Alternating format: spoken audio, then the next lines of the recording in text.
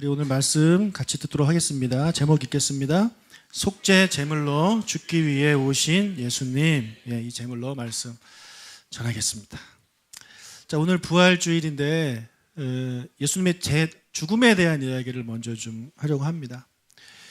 여러분, 이 땅에 우리가 태어난 이유는, 하나님이 우리를 이 땅에 보내신 이유는 하나님이 만드신 자연 속에서 하나님의 사랑받으며 행복하게 살라고 우리 이 땅에 보내셨어요. 그런데 하나님이 예수님을 이 땅에 보내신 이유는 완전히 달라요. 죽으러 보내셨어요. 죽으라고 보내셨어요.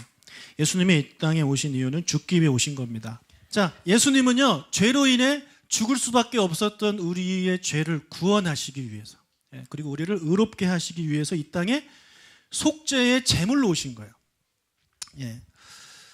세례 요한이 예수님을 처음 봤을 때 이렇게 말합니다. 요한복음 1장 29절 읽겠습니다.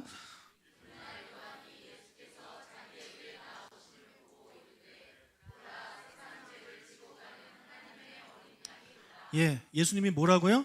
세상 죄를 지고 가는 하나님의 어린 양이래요. 여러분, 구약 시대의 유대인들은요, 자신의 죄를 용서받기 위해서 어떻게 했느냐? 희생 제물을 데리고 옵니다. 그 중에 하나가 이제 양이에요. 그래서 그 양에게 이제 안수를 해요. 안수하면서 내 죄가 그리로 다 가는 거예요. 그리고 그 제물을 죽입니다. 그리고 태웁니다. 그래서 완전히 없어지게 만들어요. 그러면서 그것이 사라지면서 내 죄가 사라지는 거예요. 하나님이 그렇게 제사 제도를 만드셨어요. 그래서 그렇게 제사를 드리는 자들은 죄를 없게 해주셨어요. 그래서 그 제물을 바칠 때 그 제물을 아무 제물이나 바치면 하나님이 안 받으세요. 흠없는 제물을 바쳐야 돼요. 흠없는 거. 그렇기 때문에 우리가 예배를 드릴 때 제가 그렇게 잔소리를 드리는 이유가, 우리의 예배 드리는 자세와 태도가 과연 하나님이 받으실 만한 그런 예배냐는 거죠. 딴짓하면서 핸드폰 하면서 막 떠들면서 예배를 드리는 그 예배를 과연 하나님이 받으시느냐. 안 받는다는 거예요. 안 받는데 그럼 여러분 뭐하러 옵니까? 집에서 주무시면 되지 왜 뭐하러 와요? 그렇다고 안 오시면 안 되고 그래도 오셔야 돼요. 오셔가지고 좀 잔소리 들으시면서도 이렇게 그래 내가 예배를 제대로 드려야지, 그런 마음을 하셔야 되는 거예요. 그래서 흠없는 어린 양을 이렇게 바친단 말입니다. 그것이 이제 속죄 제물인데, 예수님이 이와 같이 세상 죄를 지고 가는 어린 양으로 오셨다는 거예요. 그래서 한 개인을 위해서가 아니라 모든 인류의 모든 죄를, 과거부터 시작해서 역사가 끝나는 그때까지 존재하는 모든 사람들, 그 사람들이 짓는 모든 죄를 이제 속죄하시는 그런 제물로 예수님께서 오셨다는 것입니다. 이런 사명을 띈 존재를 이제 성경은 메시아라고 하는 거예요. 메시아로 오셨다, 그렇게 말씀하는 겁니다. 자, 그런데 사탄 입장에서는요, 이 메시아의 존재가 어떻습니까? 원수죠. 적이에요. 그의 나라를 무너뜨리고 그가 지금까지 해왔던 모든 사역들을 무너뜨리는 그런 존재이기 때문에 사탄은요, 이 예수님이 속죄 제물로 죽는 것을 어떻게 해서든지 막아야 되는 거예요. 여러분, 사탄이 예수님을 죽이려고 한 게 아니라 예수님이 못 죽게 하는 겁니다. 예수님은 죽으려고 하고, 그래서 죽으려고 하는 자와 죽으려고 하는 자를 막는 자의 대립이 예수님과 사탄의 대립이에요. 만약에 여러분이 사탄이라면 예수님이 하나님의 어린 양으로서 죽는 것을 어떻게 막겠습니까? 자, 제사를 드리는 사람들은요, 여러 가지 그 동물 중에서 하나를 딱 선택해야, 오늘은 내가 이 양을 하나님께 바쳐야 되겠다, 이렇게 선택을 해요. 그럼 이제 쟤는 일반 동물이었다가 선택되는 순간 뭐가 되냐면 이제 제물이 되는 거예요. 그런데 이 제물을 데리고 어디까지 갑니까? 제단까지 가야 돼요. 그냥 집에서 딱 잡고 얘를 죽인다고 희생 제물이 되는 게 아니에요. 제단까지 가야 되는 거예요. 그래서 제단까지 쟤를 데리고 갈 때 저 어린 양이 다치지 않도록, 병에 걸리지 않도록 조심조심 정성스럽게 데리고 가야 되는 것입니다. 자, 그렇기 때문에 따라서 이 제사를 방해하려면 어떻게 하면 되냐? 저 어린 양이 제단까지 가기 전에 저 제물을 죽이면 되는 거예요. 제단에서 죽지 못하게 그 전에 죽이면 되는 겁니다. 그럼 그 전에 죽으면 그냥 죽는 거예요. 희생 제물이 아니란 얘기죠. 또는 이 동물이 그냥 도망가게끔, 중간에 도망가게끔 하면 이 희생 제물의 역할을 저 어린 양이 감당하지 못하는 거잖아요. 이해가 되시죠? 그래서 사탄에게 주어진 시간은 얼마가 주어졌냐면 이 양이 선택돼서 이 양이 제단까지 갈 때까지 시간이 주어진 거예요. 예. 그 시간 안에 이걸 해결해야 되는 거죠. 자, 그런데 그렇게 하려면 이 양 주인을 공격해서 이 양을 뺏거나 양 주인을 공격해서 양을 죽이면 되는데 양의 주인이 너무 강해요. 그럼 어떻게 할 수가 없잖아요. 나보다 힘이 세니까. 그렇기 때문에 만약에 양의 주인이 강하면 몰래 이 양을 죽인다거나 몰래 그 목줄을 끊는다거나 해서 도망가게 해야 되는 그런 상황인 것이죠. 그런데 하나님의 어린 양, 세상 죄를 지고 하는 하나님의 어린 양의 주인은 하나님이란 말이에요. 그래서 사탄 입장에서는 주인이 너무 강해요. 절대 하나님과 대적할 수 없어요. 여러분, 선과 악이라 가지고 하나님과 사탄이 거의 라이벌처럼 우리가 오해를 많이 하시는데 그렇지 않아요. 사단은 하나님께 어떻게 할 수 없는 그런 존재예요. 건들 수가 없어요, 하나님은. 그래서 이제 누구를 건드냐면 어린 양 대신 예수님을 직접 건듭니다. 자, 그렇다면 우리가 생각하는 게 그러면 예수님이 하나님보다 못하냐? 그렇게 생각할 수 있죠. 그렇습니까, 여러분? 아니에요. 예수님이 하나님이에요. 그렇기 때문에 예수님이 하나님보다 못하다는 존재라고 생각하시면 안 됩니다. 그렇게 생각하는 건 이단이라고 이야기를 해요. 하나님과 예수님은 같은 분이에요. 같은 그 위격만 다를 뿐이지 같은 하나님이란 말이에요. 자, 그런데 왜 사탄이 예수님을 공격하느냐? 그 이유는 바로 예수님에게는 인성이 있기 때문에 그렇습니다. 인성이 있기 때문에. 예수님은 신성도 있고 인성도 있으세요. 다시 말로 100% 사람이면서 동시에 100% 인간이란 말이에요. 그래서 예수님의 신성은 사탄이 못 건듭니다. 감히 못 건드려요. 대신에 예수님의 인성을 건드는 거예요. 예수님의 육체가 있기 때문에 우리가 똑같은 사람이라고 보시면 돼요, 여러분. 예수님을 잘 이해하셔야 돼요. 그래서 우리도 때리면 아프고 이렇게 칼로 찌르면 죽듯이 예수님도 그런 존재라는 거죠. 그래서 그런 두려움을 공격하고 예수님의 신체를 공격할 수밖에 없게 되는 거죠, 사탄 입장에서는. 자, 그래서 예수님을 하여금 십자가, 그것이 바로 예수님의 그 제단인데 그 십자가에 가지 못하도록 중간에 도망가게 만들거나 또는 십자가에 매달려서 죽지 않도록 방해하는 것이 이제 사탄의 전략인 것입니다. 그래서 성경을 보면 사탄이 계속해서 그런 일을 행해요. 예수님이 죽지 못하도록. 자, 첫 번째 시도는요, 예수님이 태어나셨을 때 있었습니다. 예수님이 태어나셨을 때 헤롯 왕이 예수님이 태어나신 곳 베들레헴의 2살 이하 아이들을 다 죽입니다. 마태복음 2장 16절 읽겠습니다. 이에 헤롯이 박사들에게 속은 줄 알고 심히 노하여 사람을 보내어 베들레헴과 있는 산의 아이를 박사들에게 자세히 알아본 그때를 기준하여 2살부터 그 아래로 다 죽이니. 자, 2살 아래로 다 죽여요. 예. 그 예수님이 언제 베들레헴에 태어났는지 정확히 알지 못하기 때문에 그것을 이제 2살 아래 다 죽여버립니다. 이때 죽으면, 예수님이 만약에 이때 죽으면 그냥 죽는 거죠. 희생제물로 돌아가시는 게 아니란 말입니다. 아까 말씀드린 대로. 자, 그런데 예수님의 부모에게 천사가 나타나서 도망가라고 얘기를 해줘서 부모들이 예수님을 데리고 애굽으로 피합니다. 그래서 첫 번째 사탄의 시도는 이제 실패로 돌아가요. 그리고 나서 기록된 두 번째 시도가 언제냐면 예수님이 이제 공생애를 시작하시기 바로 전에 금식을 하시며 40일 동안 광야에 계실 때 두 번째 시도가 이제 일어납니다. 자, 두 번째 시도 때 사탄이 나타나서 예수님을 3번 시험합니다. 그 시험의 내용이 첫 번째가 돌로 떡을 만들어라.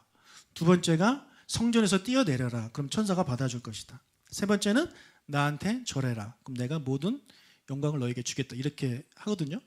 여러분, 이게 다시 말해서 무슨 얘기냐면 너 죽지 말란 얘기예요. 죽지 말란 얘기예요.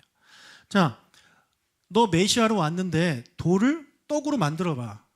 사람들이 너를 당장 메시아로 인정한다. 이런 이야기를 하고 있는 겁니다. 두 번째, 성전에서 뛰어내려서 천사가 너를 받게 만들어봐라. 예. 사람들은 너를 메시아로 인정할 것이다. 그것도 싫어? 그럼 나한테 절해. 그럼 내가 모든 걸 너에게 넘겨주고 나는 그냥 갈게. 자, 어때? 괜찮지 않아? 굳이 죽을 필요 없잖아. 죽지 마. 이렇게 예수님을 설득하고 있는 거예요.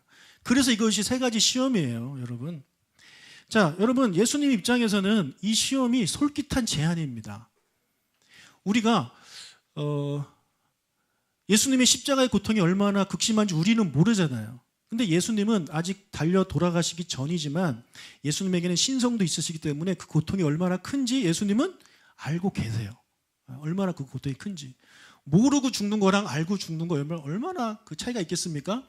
그래서 예수님 입장에서는 그래, 내가 꼭 굳이 죽어야 되나 이런 생각을 가지실 수 있어요.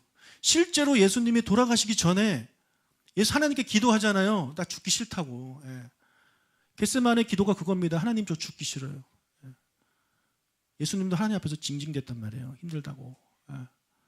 그만큼 예수님에게는 인성이 있었기 때문에 죽는 것이 여러분 결코 쉬운 일이 아닙니다. 그래서 이런 사탄의 이런 제안이 솔깃할 수밖에 없는 거예요. 그럴듯할 수밖에 없는 거예요. 예수님이 넘어가지 않죠. 사탄아 물러가라 하고 쫓아버리고 이 시험을 이겨내십니다. 그래서 이 두 번째 시도가 실패해요. 사탄 입장에서. 이제 세 번째 시도는 또 언제 일어나게 되냐면 이건 역시 십자가를 지지 않고 도망가게 만드는 시도를 지금 하고 있는 겁니다.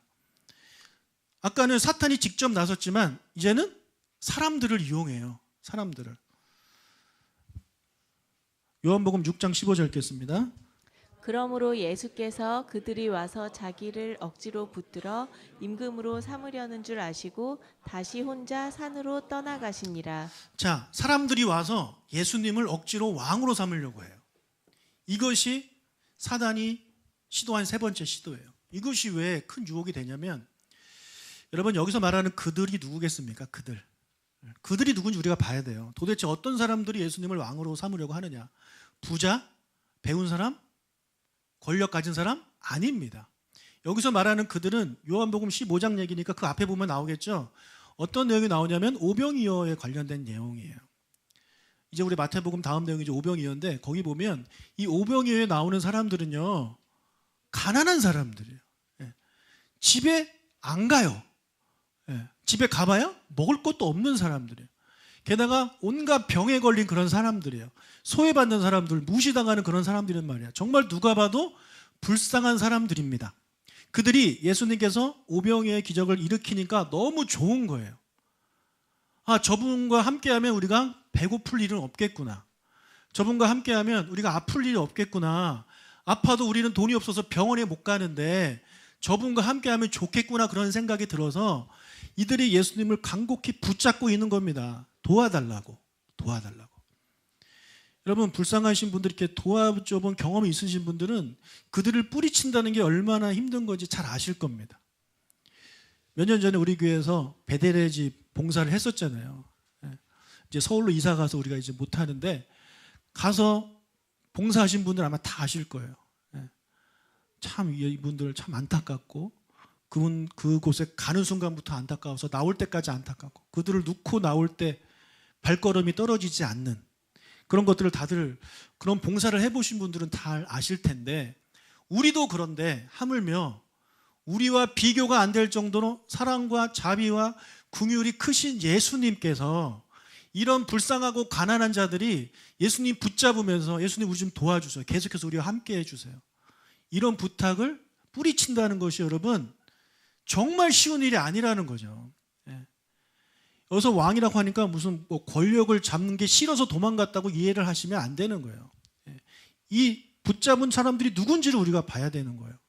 그래서 이 사람들이 그렇게 붙잡고 저 좀 도와주세요. 우리 배고파요. 우리 아파요. 우리 가난해요. 우리 사랑받고 싶어요. 그러니까 우리와 좀 계속 머물면서 우리의 왕이 되어주셔서 우리의 이런 필요를 채워주세요라고 말을 하는데 어떻게 거기서 도망갈 수 있습니까? 근데 예수님은 그런 그들의 안타까운 그런 간절한 부탁도 뒤로 한 채 산으로 도망가십니다. 그래서 이런 사탄의 시도도 이제 실패하게 된 거죠. 그럼 네 번째 시도는 이제 언제 일어나냐면 사탄의 설득도 실패하고 가난한 자들을 통한 그런 설득도 실패하니까 이번에는 사탄이 예수님의 최측근을 이용해서 예수님으로 하여금 십자가를 지지 못하게끔 이야기를 합니다. 어느 날 예수님께서 제자들에게 내가 이제 고난을 받을 것이고 죽을 것이고 하지만 3일 후에 부활할 것이야 이렇게 이야기를 처음으로 가르친 날이 있었어요. 그때 베드로가 이렇게 말을 합니다. 마태복음 16장 21절입니다.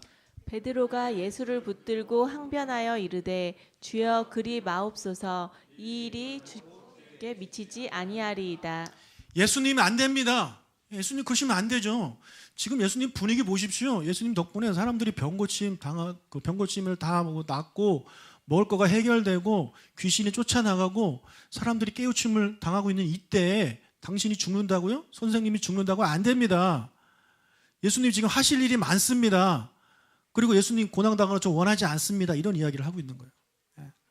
그럼 베드로의 마음이 이해가 갑니까? 안 갑니까? 가잖아요. 그렇죠? 그런데 예수님이 뭐라 그러냐면 사탄아 물러가래요. 읽겠습니다. 예수께서 돌이키시며 베드로에게 이르시되 사탄아 내 뒤로 물러가라 너는 나를 넘어지게 하는 자로다. 내가 하나님의 일을 생각하지 아니하고 도리어 사람의 일을 생각하는도다 하시고. 예수님이 베드로가 그렇게 예수님 막 이렇게 하니까 이렇게 설교하시다가 내가 죽을 거야. 근데 베드로가 이쪽 정도에 있었던 것 같아요. 예수님랑 말리니까 예수님이 어떻게 돌아보신대요. 확 째려보시는 거예요. 사탄아 물러가! 이렇게. 여러분 베드로 입장에서 얼마나 상처가 되겠어요. 여러분 최측근이잖아요. 지금 같이 고생하고 있는 그런 사람이고 그런 베드로 수제자인데 그럼에도 불구하고 예수님은 그에게 사탄아 물러가라고 이야기를 해요. 왜요? 지금 베드로는 예수님을 넘어지게 하는 존재거든요. 사탄에게 이용을 당하고 있는 거예요. 예수님 십자가 지지 마시라고. 그래서 너는 지금 하나님의 일은 생각하지 않고 사람의 일만 생각한다. 내가 이 세상에 왜 왔냐? 어린 양으로 왔다. 하나님의 어린 양으로 세상 죄를 지기 위해서. 그것이 하나님의 일인데 너는 그거를 생각 안 하고 내가 고난받고 내가 하는 것에 대해서 그것만 걱정하고 있으니 지금 혼나고 있는 거거든요. 그래서 이 베드로를 통한 설득도 이제 실패로 돌아갑니다. 자, 그리고 나서 예수님이 이제 십자가에 달리시기 전 새벽이 되었습니다. 군인들이 예수님을 잡으러 오니까 베드로가 다시 한번 나섭니다. 칼을 뽑아가지고 저항을 하죠. 우리 예수님 죽을 수 없어. 우리 예수님 죽으면 안 돼. 그렇게 얼마 전에 혼나고 나서도 아직까지도 예수님에 대한 사랑과 예수님을 지켜야 된다는 그런 생각에 예수님이 죽으면 안 돼요라는 생각을 계속 갖고 있던 베드로가 그런 행동을 하고 있는 거예요. 그러니까 예수님이 뭐라고 대답하시냐면 26장 53절 54절 읽겠습니다. 너는 내가 내 아버지께 구하여 지금 12군단 더 되는 천사를 보내시게 할 수 없는 줄로 아느냐. 내가 만일 그렇게 하면 안 있으리라. 한 성경이 어떻게 이루어지겠느냐 하시더라. 자, 예수님이 하신 말씀이 뭐냐면 내가 지금 하나님께 기도하면 12군단도 더 되는 천사가 온다라는 거예요. 여러분 천사 한 명만 와도 문제 해결되는데 12군단이래요. 한 군단에 몇 명인지 저는 방이라서 잘 모릅니다. 우리 예비역 병장님들은 아시죠? 병장님들 아시죠? 한 군단에 몇 명이에요? 뭐 방이나 뭐 병장이나 별 차이가 없군요. 7만 명입니까? 그건 나중에 확인해 보도록 하겠습니다. 그러니까 엄청난 숫자거든요. 7만 명이면은 7만 명의 천사를 부를 수 있다라는 거예요. 그런데 내가 그렇게 안 한다는 거죠. 왜요? 하나님의 일을 생각하니까. 그렇게 하면 내가 만약 그렇게 하면 이 일이 있으리라 한 성경을 어떻게 이루겠느냐. 즉 하나님이 나를 이 세상에 죽으라고 보내셨는데 속죄제물로 죽으라고 보내셨는데 내가 여기서 저항을 해버리면 어떻게 되겠느냐. 안 된다. 나는 할 수 있지만 안 한다고 예수님이 지금 대답을 하고 계신 거예요. 이때 예수님이 죽기 싫은 마음이 있는 상태예요? 없는 상태예요? 있는 상태란 말이에요. 지금 예수님 정말 죽기 싫어요. 내가 죽고 싶은데 그러면 아니지만 죽기 싫은데 옆에서 죽지 마세요 그러면 흔들리죠. 흔들릴 수밖에 없어요. 그런데 이 시도도 실패로 돌아갑니다. 자, 그리고 그 다음 시도가 6번째 시도인데 이제 드디어 십자가에 매달렸어요. 그러면 이제 사탄 입장에서는 끝난 것처럼 보이잖아요. 지금 제단에 어린 양을 데리고 와서 솜과 네 다리를 다 묶고 이제 칼을 들어서 치기만 하면 되는 순간입니다. 하지만 이때도 사탄은 포기하지 않아요. 왜요? 아직 안 죽었기 때문에. 이제라도 도망가게 만들 거예요. 사탄은. 그래서 어떻게 하냐면 그 주변에 모인 무리들을 선동해서 예수님을 조롱합니다. 마태복음 27장 40절 읽겠습니다. 이르되 성전을 헐고 사흘에 짓는 자여 내가 만일 하나님의 아들이어든 자기를 구원하고 십자가에서 내려오라 하며.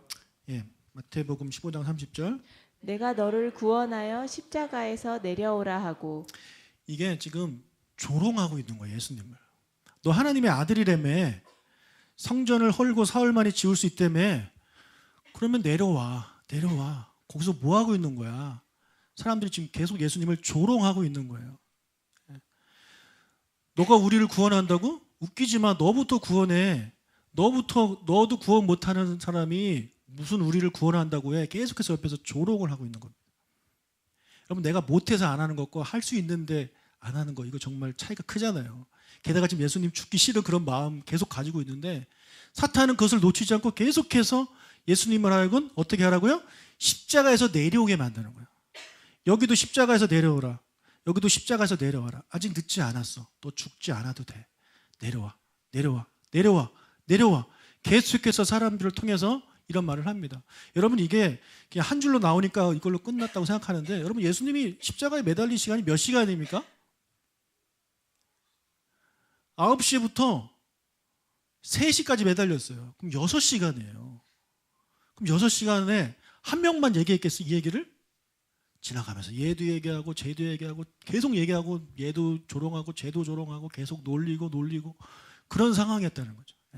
어디 도망갈 수도 없어요. 십자가에 매달려가지고 계속 그 얘기를 듣고 계셔야 되는 거예요. 저 같으면 진작에 내려왔습니다. 막 승질내고. 그랬을 때 예수님 그렇게 하지 않았다는 거죠. 그리고 어떻게 하시냐면 참으시다가 묵묵히 돌아가세요. 돌아가시기 전에 이렇게 말씀하시잖아요. 다 이루었다. 도대체 뭘 다 이루었습니까? 하나님의 어린 양으로서의 사명을 드디어 내가 다 감당했다라는 얘기예요. 지난 33년 동안 살아오면서 수없이 많은 유혹이 있었지만 다 이겨냈다라는 거예요. 여러분, 마태, 마가, 누가, 요한 이렇게 성경책이 복음서가 4권이 있지만 예수님의 인생 33년 중에 이 마태, 마가, 누가, 요한이 기록한 날짜는요, 며칠 되지 않아요. 33년의 내용을 모두 다 기록한 것이 아닙니다. 극히 일부만 기록된 거예요. 그래서 제가 여러분에게 말씀드린 거는 그 극히 일부의 내용에서만 제가 지금 6번 시도 말씀드렸죠. 그렇다면 기록되지 않은 훨씬 많은 그런 기간 동안에 얼마나 많은 유혹과 얼마나 많은 시도가 있었겠습니까? 근데 예수님이 그것을 다 이겨내셨다는 거예요. 왜요? 여러분을 구원하시기 위해서 그렇게 하셨다는 거예요. 예수님이 왜 이런 고난을 당하고 왜 이런 조롱을 당해야 합니까? 그럴 이유가 전혀 없으신 분이잖아요. 아까 우리 찬양을 부른 대로. 그런데도 예수님이 그렇게 하신 이유가 여러분을 너무나도 사랑하시기 때문에, 이대로 뒀다가는 모든 인류가 다 하나님의 품을 떠나 사단의 나라로 가서 고생당하고 괴로울 것을 아시기 때문에 그들을 그냥 버려두실 수가 없는 거죠. 그래서 하나님의 뜻에 따라 예수님이 이 땅에 오셔가지고 그때부터 계속해서 그런 고난을 다 이겨내시고 유혹과 시험을 다 이겨내시고 결국 다 이루었다 하시고 돌아가셨다는 것입니다. 얼마나 예수님이 대단하고 얼마나 감사합니까? 그렇죠? 우리 이렇게 대단한 일을, 큰 일을 행하신 예수님께 감사의 박수 한번 하겠습니다.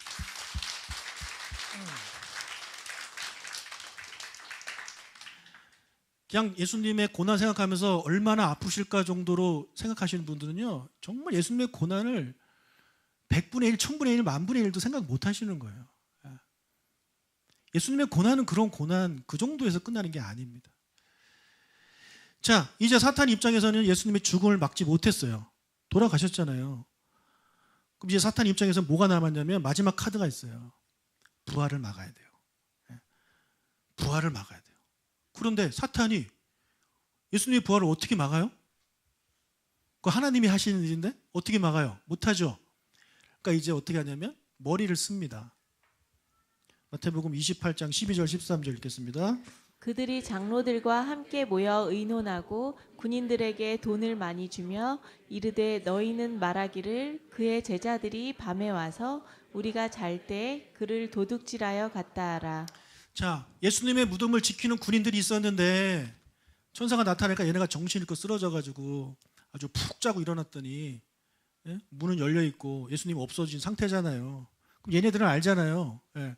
근데 얘네들한테 돈을 주는 거죠. 돈을 많이 주고 우리가 잠들었는데 제자들이 와서 훔쳐갔다. 이렇게 이야기를 하라고 거짓말을 시키는 거죠. 그래서 예수님을 하나님이 부활하신 것을 어떻게 할 수 없지만 이것이 사람들에게 전달되는 것은 막아야 되겠다. 이것을 사람들이 믿는 것을 막아야 되겠다. 그래서 그가 한 생각이 바로 이것입니다. 그뿐만 아니라 이 이후에 예수님, 부활하신 예수님을 만난, 부활의 예수님을 만난 그 증인들을 사탄이 어떻게 하냐면 계속 죽입니다. 찾아다니면서 한 명 한 명 죽이는 거예요. 그래서 그가 원했던 것이 무엇이었겠습니까?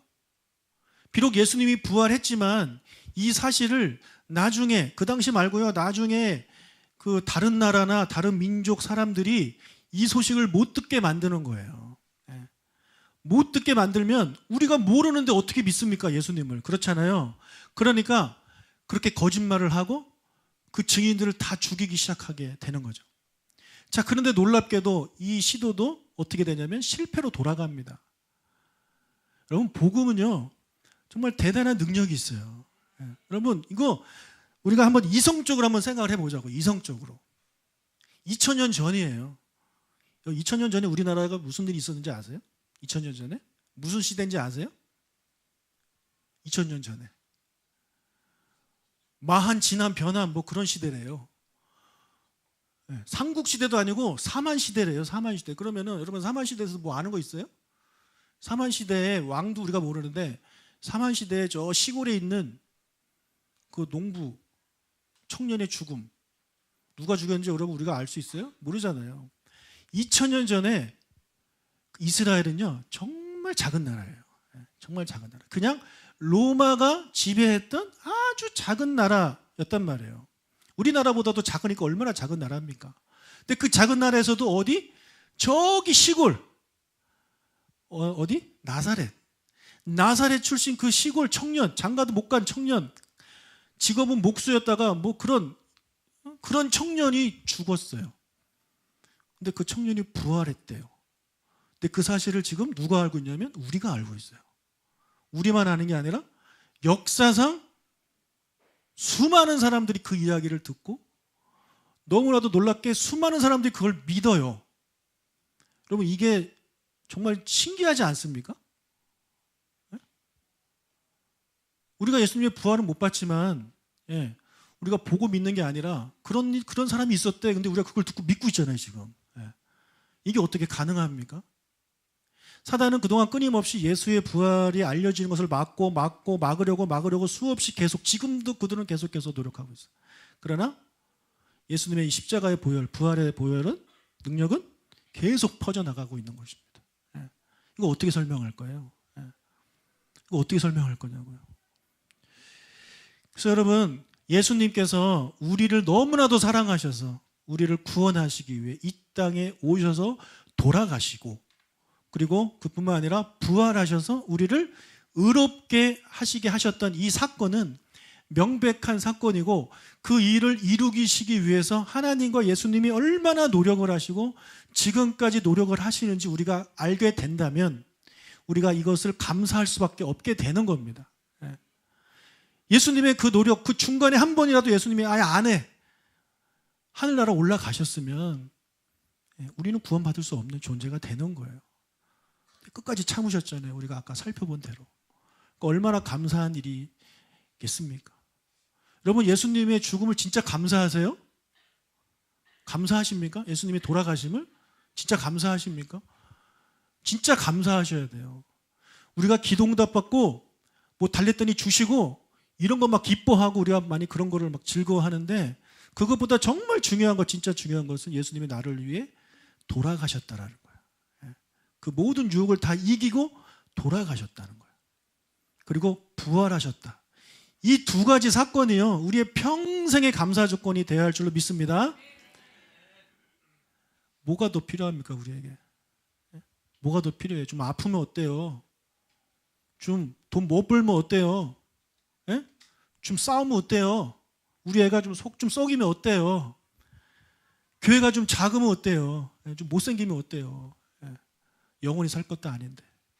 근데 우리가 그것에 우리의 관심이 다 가가지고 그것 때문에 불평하고 그것 때문에 좋아하고 정말 아무것도 아닌 일에 막 좋았다가 싫었다가 좋았다가 싫었다가 그냥 사이클이 막 이래가지고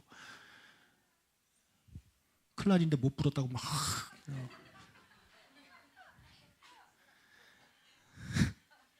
그러면 돼요 안 돼요?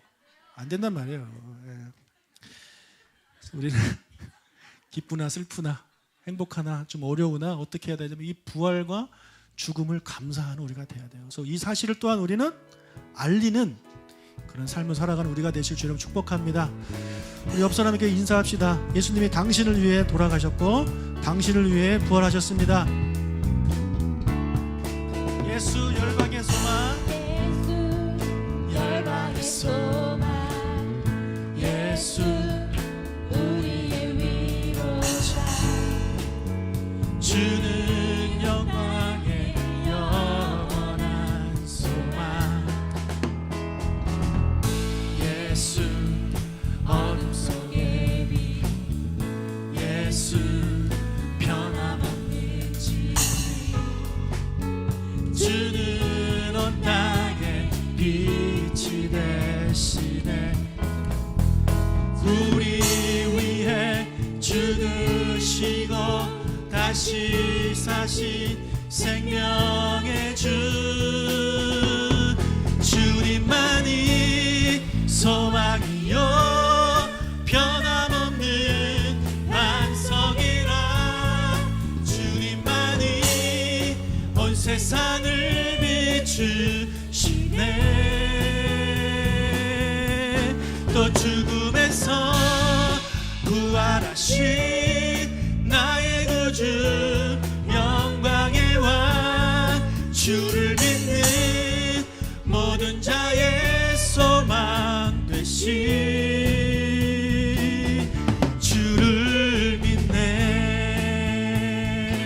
다시 한번 찬양합시다. 예수, 예수 열방의 소망, 예수 우리의 위로자, 주는 온 땅에 영원한 소망이 되십니다.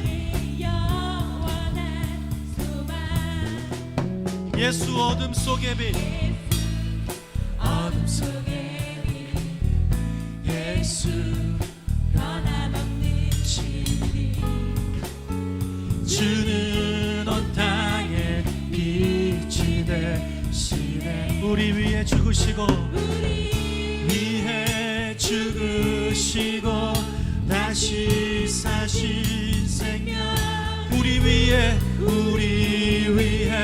죽으시고 다시 사신 생명, 나를 위해 죽으시고 위해 죽으시고 다시 사신, 다시 한번 나를 위해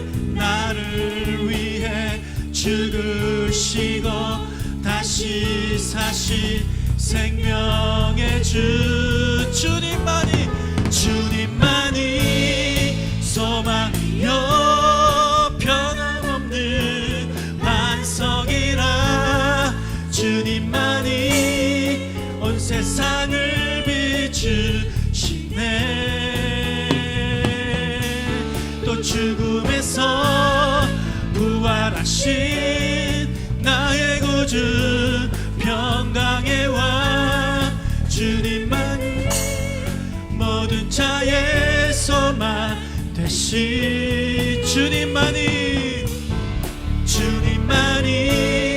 소망이요 변함없는 내 반석이라, 주님만이 온 세상을 비추시네.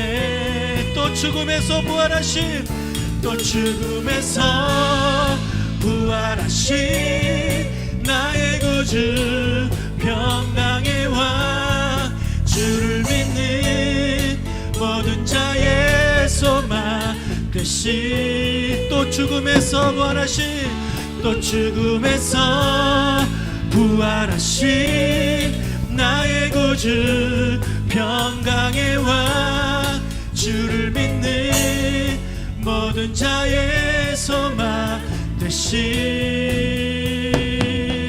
주를 믿네